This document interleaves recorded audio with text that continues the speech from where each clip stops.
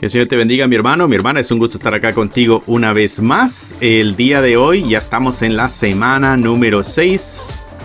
Y el día de hoy continuaremos con las doctrinas de Cristo. La unión hipostática, la expiación y la intercesión. Después de esta introducción, iniciamos.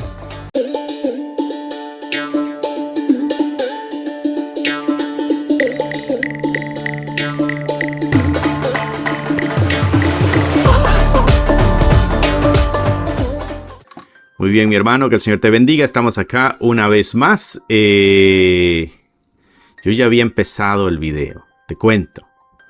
Pero no le di clic donde tenía que empezar a grabar. Así que estamos empezando otra vez. Pero no hay ningún problema porque es necesario que esto quede claro. Esto quede muy claro en nuestras mentes y en nuestros corazones. Hoy es la semana 6, Doctrinas de Cristo, la segunda parte de las Doctrinas de Cristo. La semana pasada hicimos la primera parte en cuanto a las Doctrinas de Cristo. Ahora estamos en la segunda parte. El día de hoy hablaremos de la unión hipostática, la expiación y la intercesión, ¿no? No te preocupes que vamos a ir explicando paso a paso qué es lo que cada una de estas enseñanzas nos quiere decir, ¿no? Espero que tengas tu Biblia, tu cuadernito de notas, lapicero, marcador, todo lo que necesites para sacar el máximo provecho de este estudio. Yo estoy usando la Reina Valera 1960. Tú usa la Biblia de tu agrado.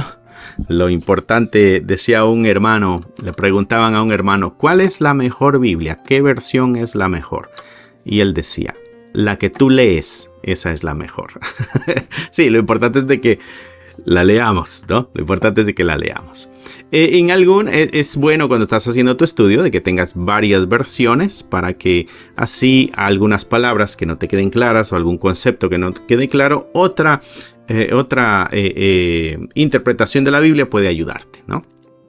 Muy bien, vamos a ir entonces ya a nuestro estudio, la unión hipostática. Vendría siendo lo primero que vamos a estar viendo nosotros el día de hoy. Juan 1:1, la unión hipostática. ¿Qué quiere decir eso? Bueno, esta doctrina nos enseña que en Jesucristo, existen dos naturalezas, ¿okay? La naturaleza divina al 100% y la naturaleza humana al 100%. O sea que es 100% Dios y es 100% hombre. En el mismo ser habitan las dos naturalezas totales, completas. No es 50-50, es 100-100. Están unidas en una sola persona, pero no se mezclan, no se confunden, no hay división y no hay cambio. Es una persona, dos naturalezas. ¿Ok? ¿Qué es lo que dice Juan 1:1? Hablando en cuanto a nuestras bases bíblicas para esto que estamos aprendiendo el día de hoy, la unión hipostática. Esta es la continuación, te decía, de la semana pasada. La semana pasada hablamos de la encarnación de nuestro Señor Jesucristo, ¿no? Y este pasaje lo leíamos, lo vamos a leer una vez más. En el principio era el verbo era con Dios y el verbo era Dios, ¿no? Esta afirmación, el verbo era Dios. Jesús es plenamente Dios, ¿ok? 100% Dios. Colosenses 2:9. Colosenses 2:9 dice, en él habita corporalmente toda la plenitud de la deidad. En él habita corporalmente toda la plenitud de la deidad. ¿Qué quiere decir eso? Que el Dios en su totalidad habita en Jesucristo. ¿Ok? Él es plenamente Dios, 100% Dios. Pero también dijimos que él era 100% hombre, ¿no? Mira lo que dice Juan 1:14. Aquel verbo fue hecho carne y habitó entre nosotros. Vimos su gloria, gloria como el unigénito del Padre, lleno de gracia y de verdad. Se hizo carne, ¿ok? Se hizo carne y habitó entre nosotros. Es 100% humano. Hebreos 2:14. Así que por cuanto los hijos participaron de carne, o sea, tú y yo como hijos somos carne y sangre, nosotros, él también participó de lo mismo, o sea, él de la misma manera. Lo hizo para destruir por medio de la muerte al que tenía el imperio de la muerte, esto es al diablo. Eso quiere decir que Jesucristo participó de carne y sangre. ¿Ok? ¿Qué quiere decir eso? Eso quiere decir que es plenamente hombre.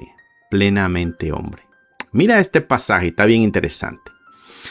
Juan 3:13. ¿Qué está sucediendo aquí? ¿Cuál es el contexto de esta sección? Jesucristo hablando con Nicodemo, ¿no?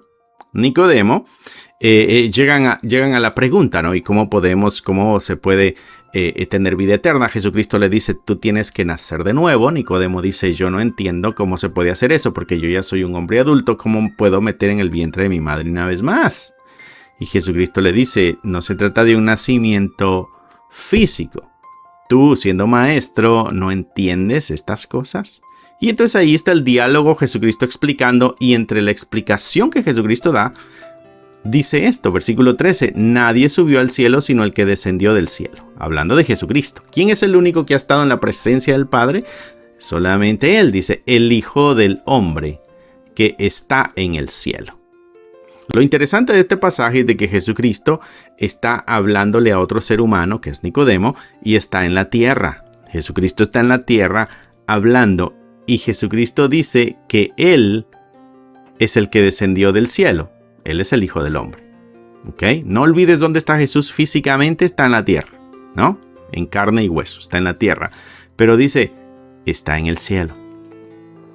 ¿Ok? El Hijo del Hombre está en el cielo mientras habla en la tierra. Jesucristo, que es el Hijo del Hombre, que es plenamente Dios, está en el cielo, pero también está en la tierra hablando en ese momento con Nicodemo. Ambas naturalezas operando en una sola persona. La naturaleza humana que está en la tierra y la naturaleza divina que está en todo. La naturaleza humana que está en la tierra y la naturaleza divina que lo llena todo, que está en el cielo, dice él, ¿no? Interesante, Hechos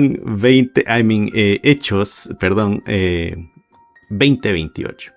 Por tanto, mirad por vosotros y por todo el rebaño en que el Espíritu Santo os ha puesto por obispos, y otras interpretaciones aquí ponen Dios, ¿no? Para apacentar la iglesia del Señor. Señor quiere decir Adonai, está apuntando hacia Dios. ¿Okay? Cuando leas en el Nuevo Testamento, Señor está hablando de Dios. Para apacentar la iglesia de Dios, digamos aquí, ¿no? La cual ganó por su propia sangre. ¿Quién fue el que murió? Fue Jesús. ¿Pero de quién es? Es de Dios. ¿Okay? Dios el Hijo. La persona que derramó la sangre es Dios el Hijo. Una sola una sola persona, dos naturalezas. ¿Ok? Solo la naturaleza humana tiene sangre. La naturaleza divina, digamos, Dios, no tiene sangre. Pero están funcionando para un mismo propósito.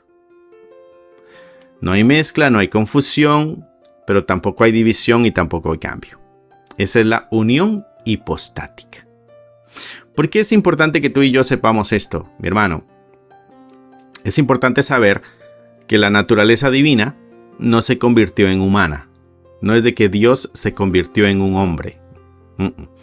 La naturaleza humana no se convierte en divina. No es de que cuando resucita el ser humano se convirtió, Jesucristo humano se convirtió en Dios. No, tampoco. Y ahí hay enseñanzas de algunas religiones, para que esto te vaya quedando a ti claro. La naturaleza divina no se convierte en humana, ni la naturaleza humana se convierte en divina. Pero las dos permanecen completas, pero permanecen distintas. ¿Por qué? Porque no se mezclan, pero permanecen unidas porque están en la misma persona, que es Jesucristo. Ambas naturalezas permanecen completas, ¿ok? Pero a la misma vez permanecen distintas. Y están unidas en la misma persona que Jesucristo. Eso permite entonces que Cristo, siendo Dios, sea eterno, perfecto y omnipotente. Y a la misma vez permite que Jesucristo, siendo hombre, pueda morir, pueda representarnos, pueda obedecer y pueda sufrir. ¿Sí? ¿Por qué esto es esencial, mi hermano? A veces dijera, ay, cosa tan difícil, yo creo que no nos debe importar. Bueno, esto es esencial para tu vida, para tu día a día, porque si Jesús no es Dios, su sacrificio no tiene un valor infinito, estaría limitado. Si Jesús no fuera hombre, no podría morir y representarnos a nosotros. Entonces, era necesario que fuera Dios y que fuera hombre. Y si no fuera una sola persona, no podría ser mediador. Necesitamos que sea en una sola persona también. Eso llena todas las características y necesidades. Amén. Eso te ayuda en tu día a día también, porque Cristo entiende tu dolor. ¿Por qué? Porque es humano. Cristo puede ayudarte en tu dolor. ¿Por qué? Porque es divino. Y eso es lo que lo hace digno de adoración, que es una sola persona. Interesante, interesantísimo. Pasamos al siguiente punto.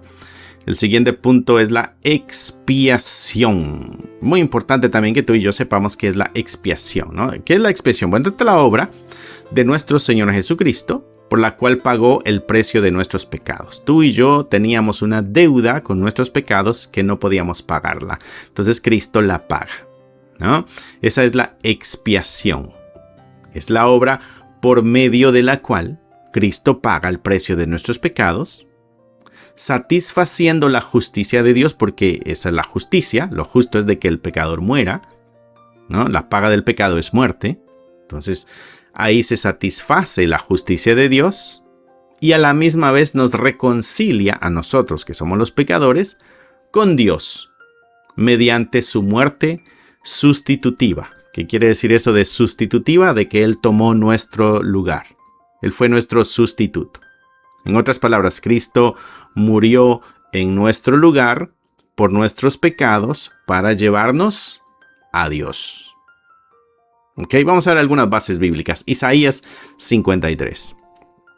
Isaías 53, 4 al 6. Ciertamente Él, hablando Isaías proféticamente de Jesucristo, ciertamente llevó Él nuestras enfermedades y sufrió nuestros dolores. Ser humano, recuerda. Nosotros le tuvimos por azotado, por herido de Dios y abatido. Mas Él herido fue por nuestras rebeliones, molido por nuestros pecados. Y mira esto, el castigo de nuestra paz fue sobre Él, para que tú y yo pudiéramos tener paz en esta relación con Dios. Tuvo alguien que tomar nuestro lugar legal. Esta es la sustitución de Jesucristo. Sustitución penal. El castigo de nuestra paz fue sobre Él y por su llaga fuimos nosotros curados. Todos nos descarriamos como ovejas, cada cual se apartó por su camino, mas Jehová cargó en Él el pecado de todos nosotros. Jehová cargó en Él el pecado de todos nosotros. La ley penal dice que alguien tiene que pagar los pecados. Y entonces es cargado sobre Jesucristo. Los pecados nuestros. ¿Para qué? Para que nosotros podamos tener perdón y libertad. Esa es la sustitución penal. Mira lo que dice 2 Corintios, capítulo 5, versículo 21. Al que no conoció pecado, este es Cristo, por nosotros lo hizo pecado. Él no conoció pecado, pero se hizo pecado por nosotros, para que fuésemos hechos justicia de Dios. Nosotros éramos pecado y terminamos siendo justicia de Dios. En Él. Esa es la sustitución penal. 1 Pedro 3:18. Porque también Cristo padeció una sola vez por los pecados, el justo por los injustos, sustitución. Padeció el justo por los injustos, sustitución. ¿Para qué? Para llevarnos a Dios. Interesante. Sustitución penal. Sustitución penal. Él también tenía que ser un sacrificio perfecto, siendo la expiación debe ser un sacrificio perfecto. En esa voluntad somos santificados mediante la ofrenda del cuerpo de Jesucristo una vez para siempre. Una vez para siempre. Eso quiere decir que es suficiente el sacrificio. Fue un sacrificio perfecto, fue suficiente. Ciertamente todo sacerdote está día tras día ministrando y ofreciendo muchas veces los mismos sacrificios que nunca pueden quitar los pecados. Muchas veces y no cumplen la misión. ¿Ok? Pero, entonces hace la comparación. Cristo, habiendo ofrecido una vez y para siempre un solo sacrificio por los pecados, se ha sentado a la diestra de Dios. Este sí funcionó. está sentado a la diestra de Dios después de presentar el sacrificio. Quiere decir que fue suficiente, no solamente suficiente, fue definitivo. Fue suficiente, fue definitivo. Dice, de aquí en adelante, esperando hasta que sus enemigos sean puestos por estrado de sus pies, porque con una sola ofrenda hizo perfectos para siempre a los santificados.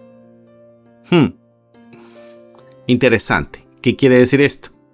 Esto quiere decir que el sacrificio de Cristo, hablando de la perfección del sacrificio, es único, es suficiente y es definitivo. Mira, ahí hay una enseñanza con 3 puntos.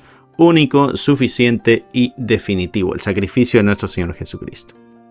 Juan 1:29, ¿qué dice? Juan 1:29 dice, el siguiente día vio Juan a Jesús que venía a él y dijo, he aquí el Cordero de Dios que quita el pecado del mundo. El Cordero de Dios que quita el pecado del mundo. Tú sabes que en la antigüedad el Cordero se sacrificaba para el perdón de los pecados. Bueno, cuando ve a Jesús, Juan dice, él es el Cordero de Dios. Y este viene a quitar el pecado del mundo entero. Sacrificio perfecto. Sacrificio perfecto. Y mira lo que dice a Romanos 3, 25-26. A quien Dios puso como propiciación, Dios lo puso. Es una elección por medio de la fe en su sangre. ¿Qué es la propiciación? La propiciación es lo que satisface.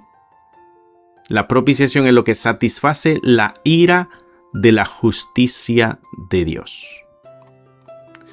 Entonces Dios lo puso como aquello que satisface la ira de la justicia de Dios por medio de la fe en su sangre, hablando de muerte, ¿no? Para manifestar su justicia a causa de haber pasado por alto en su paciencia, los pecados pasados. ¿Con qué? Con la mira de manifestar en este tiempo su justicia, a fin de que Él sea el justo y el que justifica al que es de la fe de Jesucristo. Dios es justo y justificador a la misma vez, gracias a la cruz. Esa es la expiación. La expiación. La obra de Cristo por la cual pagó el precio del pecado, satisfaciendo la justicia de Dios y reconciliando al pecador con Dios mismo. ¿Ok? Muy interesante, ¿no? ¿Qué aprendimos hasta ahorita, mis hermanos? Aprendimos en cuanto a la expiación. Aprendimos de que el sacrificio de Cristo fue un sacrificio de sustitución. Eso quiere decir que Cristo tomó nuestro lugar. ¿Ok? Quiere decir que fue un sacrificio de propiciación. Quiere decir que satisface la ira justa de Dios. También fue un sacrificio de redención. Quiere decir de que paga el precio para darnos la libertad.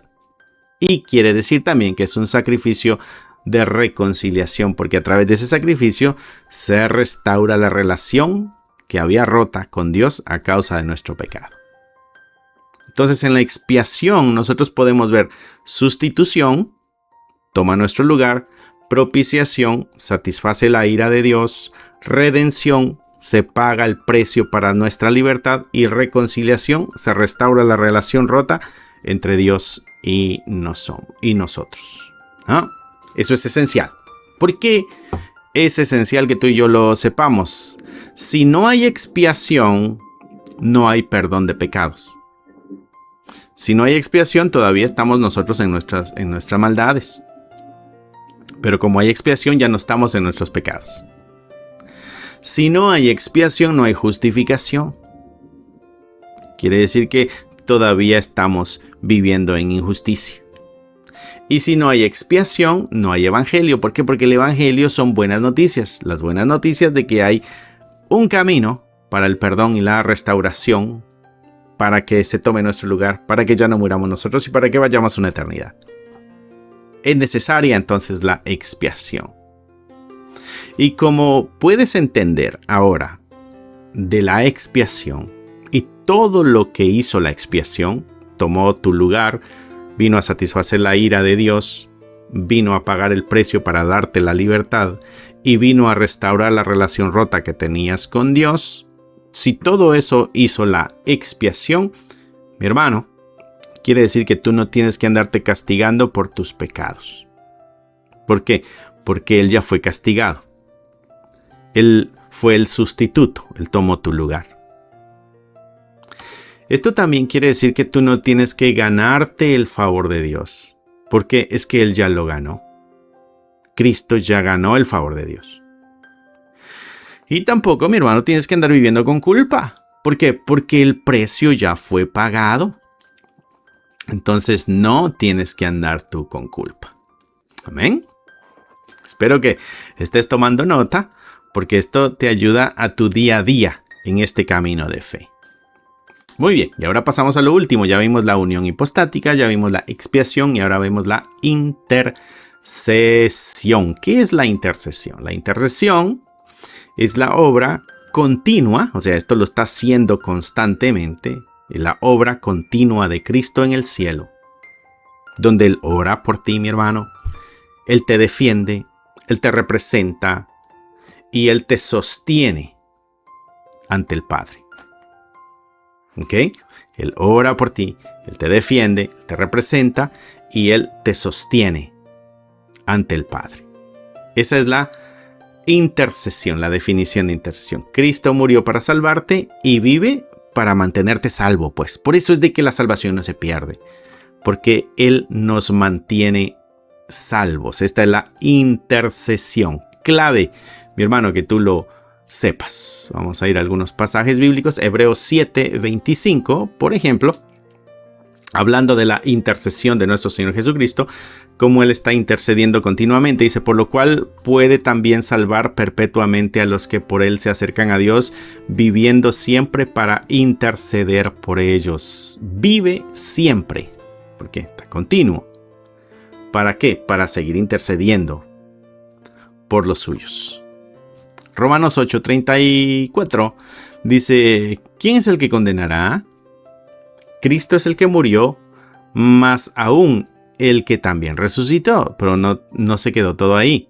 El que además está, esto es presente, esto es de hoy, está a la diestra de Dios y también intercede por nosotros, algo constante. Cristo está a la diestra de Dios y está intercediendo por nosotros. Cristo, nuestro intercesor.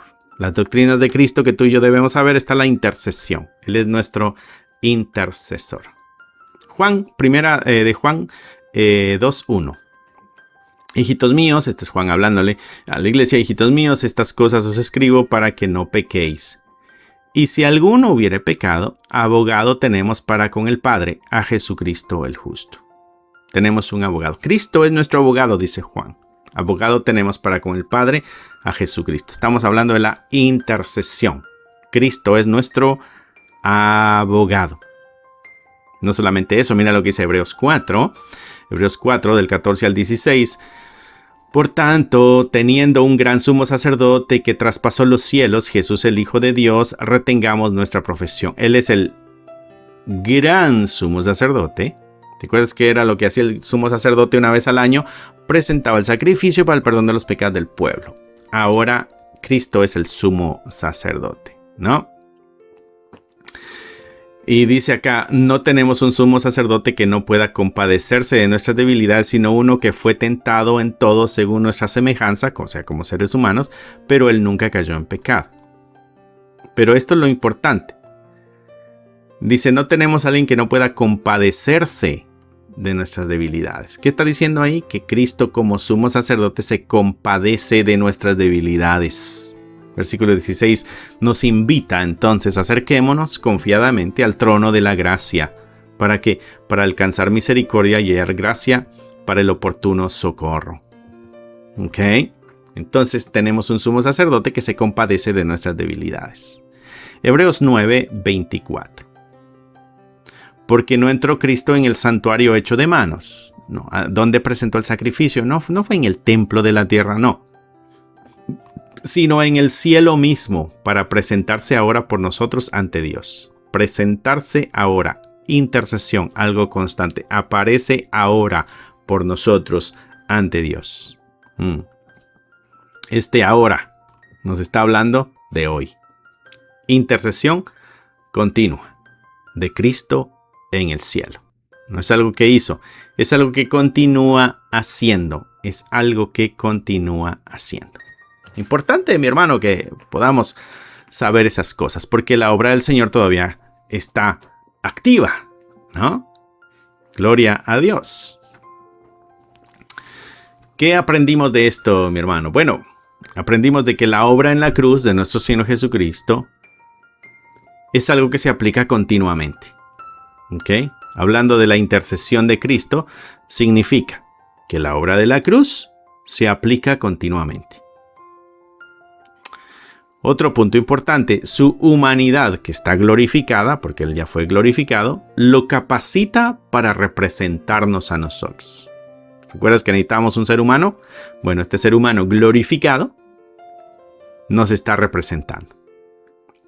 ¿Recuerdas que Él es Dios también? Bueno, su deidad garantiza que su intercesión es perfecta.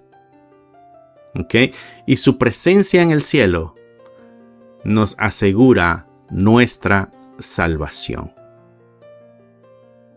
Su presencia en el cielo nos asegura nuestra salvación. Gloria a Dios. Es esencial saber estas cosas entonces. ¿Por qué es esencial? Porque nosotros desgraciadamente seguimos fallando, seguimos cayendo en pecado. Esto quiere decir que Él sigue intercediendo. Nosotros como seres humanos en nuestras debilidades seguimos luchando también. Cristo nos sigue sosteniendo. Él es nuestro intercesor, algo continuo, recuerda. Él nos sostiene. Nosotros seguimos siendo atacados también por nuestro enemigo. Bueno, Cristo es nuestro defensor, nos sigue defendiendo. Y por lo mismo de nuestra debilidad, bueno, Él se compadece. Pues es importante que tú y yo reconozcamos estas cosas. La misma Escritura nos ha hecho la invitación a acercarnos sin miedo al trono de gracia. Porque es que Él nos representa. Podemos acercarnos a Dios sin miedo porque tenemos a Cristo que nos está representando. Puedes elevar tus oraciones, mi hermano, con mucha confianza también. ¿Por qué? Porque Él está intercediendo juntamente contigo. Puedes tú vivir tu vida sin condenación. ¿Por qué? Porque Él es tu abogado. Y puedes perseverar. ¿Por qué? Porque Cristo te sostiene. Por eso es tan importante que tú y yo sepamos estas cosas, mi hermano. Es necesario que nosotros las sepamos. Así que espero que haya sido de bendición este estudio. Espero que te esté ayudando en tu camino de fe y pueda ayudarte a seguir creciendo, no solamente en conocimiento, sino en relación con Dios. Así que inclina tu rostro, cierra tus ojos y nos vamos a despedir con una oración. Amantísimo Padre, gracias una vez más por tus cuidados, por toda la obra que tú has hecho, porque sigues intercediendo por cada uno de nosotros, porque tu obra continúa y la que tú iniciaste la vas a terminar. Gracias porque en medio del camino no vas a tirar la toalla con nuestras vidas, sino nos llevarás hasta la meta, para gloria de tu nombre. Bendícenos, Padre, te lo pedimos en el nombre de Jesús. Amén, amén y amén. Ok, mi hermano, que Dios te bendiga, que te guarde. Es un gusto haber estado acá contigo. Recuerda, estamos los miércoles y los viernes a las 7. Los domingos tenemos nuestro servicio dominical también por acá. Y tenemos varios libros devocionales, libros para colorear que pueden ser de bendición en tu vida, para ti, tu familia, tus hijos. Te dejo con esa información ahorita. Así que Dios te bendiga y nos vemos pronto. Bye. Regálate un espacio para volver a lo esencial. Aquí encontrarás recursos creados para fortalecer tu fe y la de tu familia. Libros para colorear que llevan a los más pequeños a descubrir las historias de la Biblia de una manera divertida y significativa. Devocionales que te acompañan cada mañana, recordándote que Dios camina contigo. Si buscas herramientas que edifiquen, inspiren y transformen, este es tu lugar. Encuentra todos los enlaces en la descripción del canal.